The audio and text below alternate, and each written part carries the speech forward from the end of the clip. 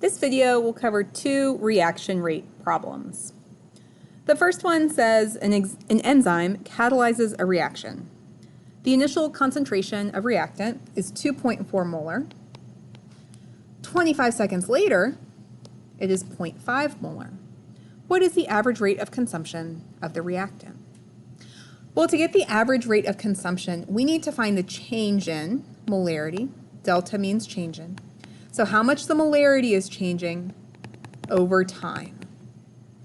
We can see that time is 25 seconds, but now we need to find the change in the molarity. Well, it starts at 2.4 molar, some gets used up, and we end at 0.5 molar.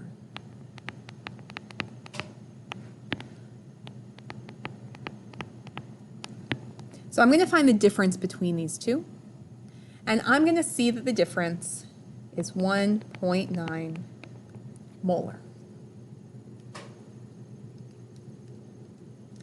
So now I can plug in that the change in molarity is 1.9, and our time was 25 seconds. 1.9 divided by 25, and that's going to give me 0.0760, and that's molar per second because we had molarity divided by second. So 0.0760. That is, on average, how much the molarity is changing every second. But sometimes we're going to be given a reaction. We know the rate of one of the reactants, and we're trying to find out the rate of the other reactant. So we have a balanced equation up here. H2 and N2 react to produce NH3. The rate of disappearance of H2 is 0.420 molar per second. What is the rate of disappearance of N2? Well, let's see. For every 3 moles of H2 that react, 1 mole of N2 reacts. I'm going to do some stoichiometry to figure out if this many, or if this is the rate of H2, what would be the rate for N2?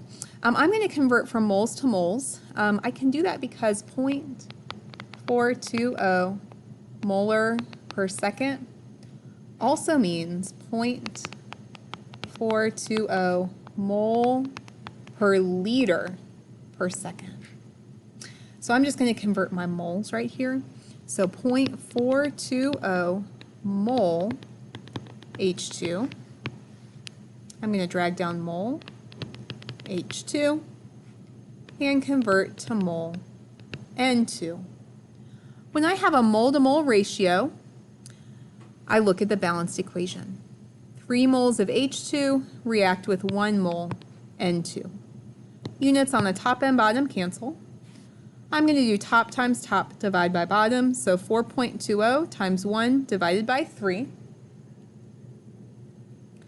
And that's going to give me 0.140 mole N2. And so that's the number of moles of N2 per liter per second.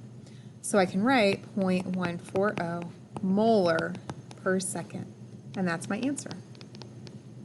So all I had to do was take my reaction rate of one of the reactants and do stoichiometry to find the rate of the other reactant.